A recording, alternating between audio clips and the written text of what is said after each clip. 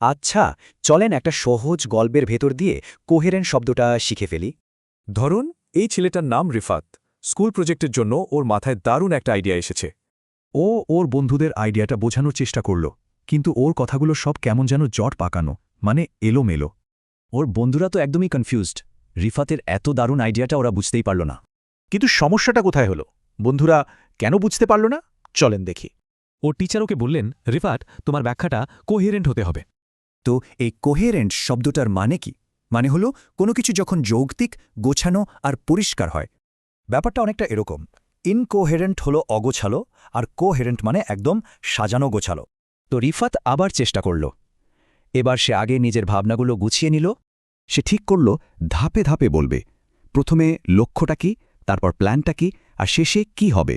আর দেখুন, এবার কাজ হলো। ওর বন্ধুরা আইডিয়াটা শুধু বুঝলই না, ওদের দারুণ পছন্দও হলো। কোহেরেন্টভাবে কথা বলা কিন্তু শুধু স্কুল প্রজেক্টের জন্য না, এটা সব জায়গায় খুব দরকারি। যেমন ধরুন বিজনেসে, লিডারশিপে, এমনকি আমাদের ব্যক্তিগত সম্পর্কের ক্ষেত্রেও এটা খুব জরুরি। এই বাক্যটা দেখুন, এখানে একজন ম্যানেজারের কোহেরেন্ট প্ল্যান তার টিমকে ভরসা দিচ্ছে। আবার এখানে দেখুন, একজন উকিলের কোহেরেন্ট যুক্তিই কিন্তু তাকে কেসটা জিততে সাহায্য করেছে।